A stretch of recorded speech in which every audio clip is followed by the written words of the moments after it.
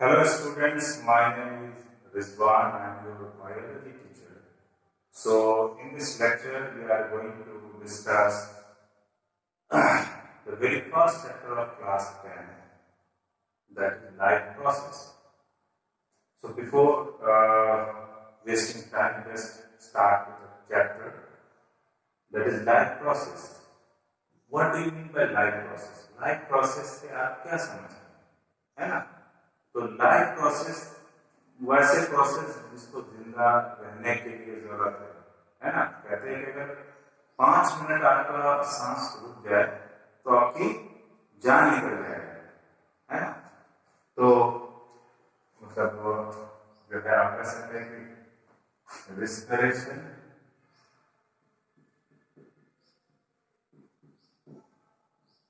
ये रुक जाए तो आपका जो है प्रॉब्लम हो जाएगा, मतलब आप जिंदा नहीं रह पाएंगे। ठीक, इसी तरह से एस्पिरेशन रुक जाए, मतलब यूरिनेशन आपका रुक जाए, पेशाब आपका रुक जाए तो आपकी जान निकल आती है। ठीक, तो वैसे प्रोसेस जो प्रोसेस बॉडी के जिसके वजह से आप जिंदा है वो लाइफ प्रोसेस है। चाहे वो आपका रेस्पिरेशन हो, चाहे वो एस्पिरेशन हो, चाहे वो न्यूट्रिशन हो, चाहे वो ट्रांसपोर्टेशन हो, तो ये सब लाइफ प्रोसेस के जो है एग्जाम्पल्स हैं।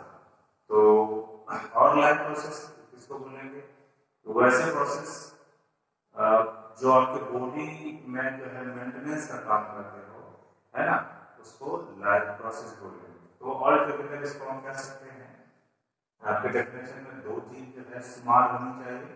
एक तो मेंटेनेंस हुआ, दूसरा रिमेन लाइफ का टर्म है। दो टर्म आपके डेफिनेशन में होना चाहिए।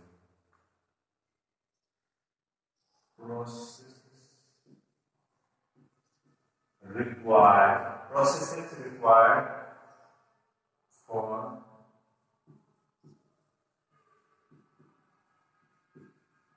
maintenance of our body and to remain alive, है ना? मेंटेनेंस हुआ और रिमेन अलाइव रहने के लिए जो है हम जो प्रोसेस अडॉप्ट करते हैं उसको लाइफ प्रोसेस बोलते हैं। इसका एग्जांपल में हमें जो है 4 लाइफ प्रोसेस पढ़ने हैं। Nutrition, then comes respiration, then comes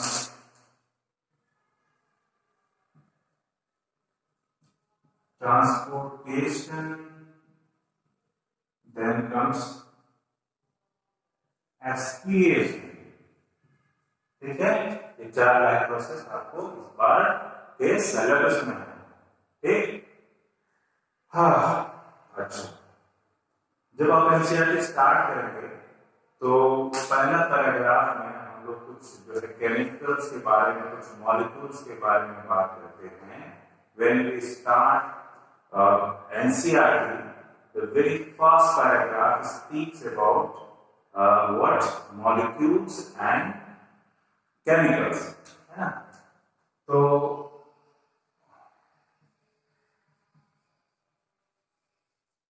ये जो मॉलिक्यूल्स की बात करता है फर्स्ट पैराग्राफ में, बोलते हैं कि जो मॉलिक्यूल्स है, एसेंशियल मॉलिक्यूल्स है जो हमें जिंदा रहने के लिए जरूरत है, वो क्या है? प्रोटोप्लाज्म।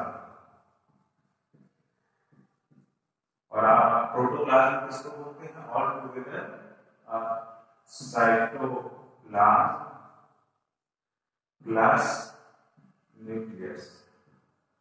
ठीक, सेल मेम्ब्रेन कुछ आ जाए। तो ये जो है प्रोटोप्लाज्म को ही हम यहाँ पर जो है केमिकल की बात करते हैं। और इस प्रोटोप्लाज्म के बारे में क्वेश्चन आ रहा है आपसे, the last is protoplasm dynamic और static?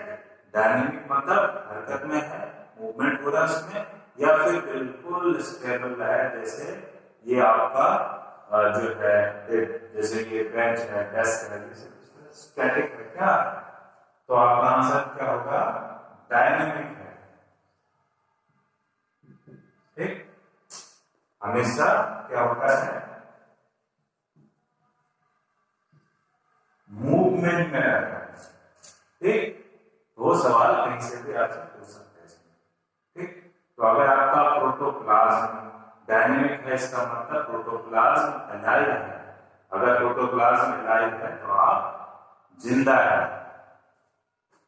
ठीक, चलो let's start with the first life process, that is nutrition.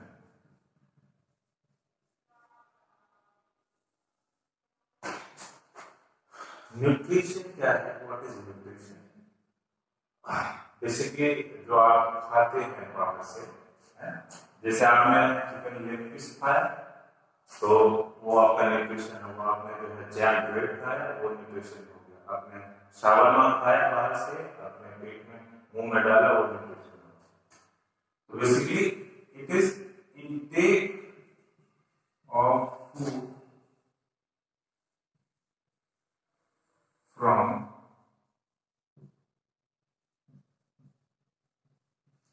Surroundings. ठीक है, intake of food from surroundings nutrition हो। ठीक, तो सबका अलग अलग न्यूट्रिशन का जो है तरीका है और अलग अलग न्यूट्रिशन भी देते हैं, है ना। जैसे हम लोग हैं, हम लोग कॉम्प्लेक्स फूड देते हैं, अमीबा है सिंपल फूड देता है ना। तो इस तरह से अलग अलग ऑर्गेनिज्म का न्यूट्रिशन वैरी करता है। अच्छा, न्यूट्रिशन लेने का भी जो है अपना तरीका है, on the basis of they feed, how they feed, है ना, how they take nutrition, है ना। उसको हम दो तरीके से बांट सकते हैं। पहला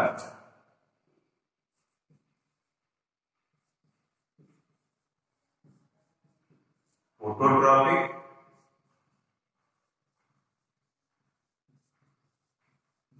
और दूसरा heterotrophic. On the basis of the way they take nutrition, है ना, on the basis of the way they take nutrition, animals are divided into, या organisms are divided into autotrophic and heterotrophic.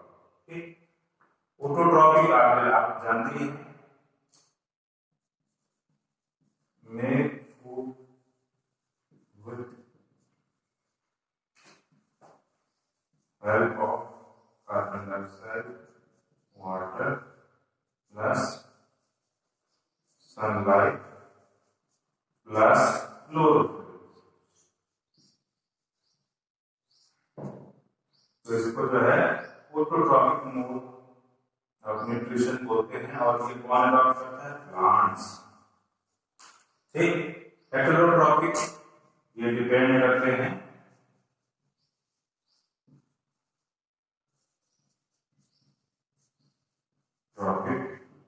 Autotrophic पे depend करते हैं और other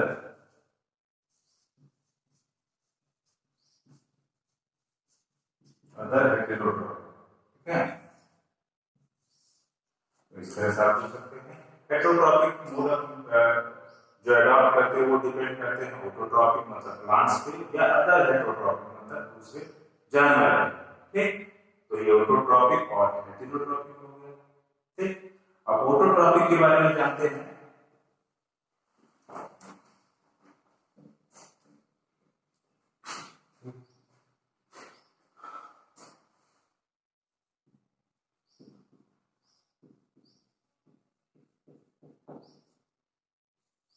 autotrophic mode of nutrition किसको बोलेंगे?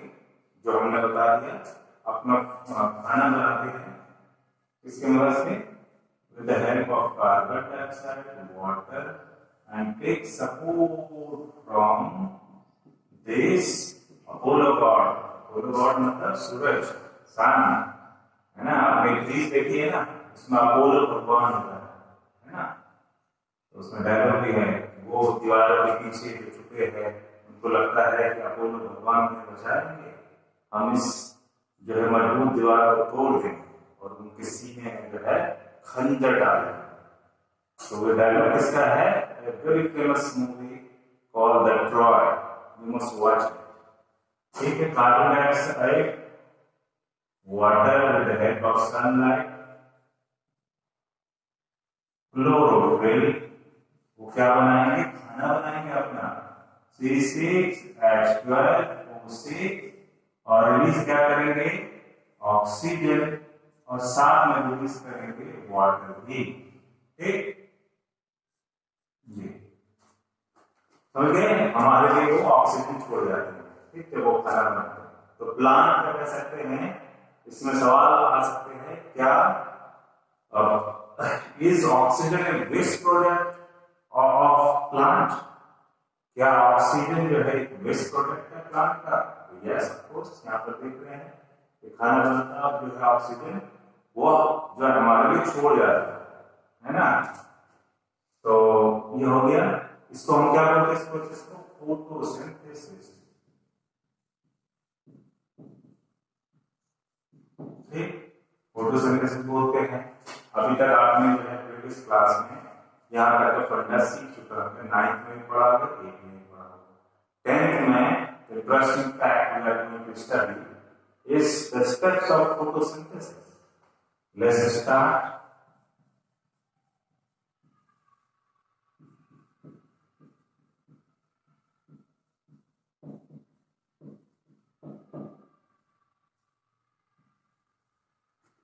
So very first step of photosynthesis is what? The very first step of photosynthesis is absorption of sunlight by chlorophyll. Okay? The next step is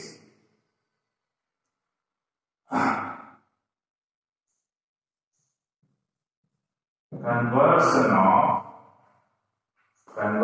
of what? Conversion of light energy into chemical energy, and with the help of this chemical energy, water molecule is split into hydrogen and oxygen, and this process is also known as hydrolysis. Hydrolysis, sorry, photolysis.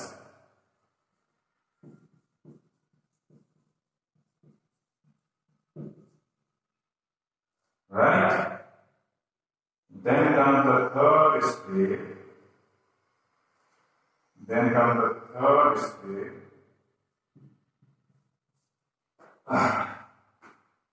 Third step में हम क्या करते हैं? हम लोग जो है reduction of CO with help of hydrogen to produce what? Glucose. Reduction of carbon dioxide with the help of hydrogen to make glucose. ये थर्ड स्टेप। पहला step absorption of sunlight by chlorophyll, दूसरा step conversion of light energy, है ना, जो sunlight absorb किया तो ये second step में उसी लाइट एनर्जी को केमिकल एनर्जी में कन्वर्ट करते हैं, और with the help of that chemical energy water is split into hydrogen and oxygen, and this process is also known as photolysis. The third step is reduction of carbon dioxide with the help of hydrogen to make glucose. ये तीन step जो है आपको sequentially जो है याद रखना है। अगर आप मिक्स कर देंगे आगे पीछे, they will deduct your mark. ठीक है? तो इस क्लास में इतना ही। आप चाहें तो I will give you time for screenshot. आप स्क्रीनशॉट ले सकते हैं इस वीडियो का।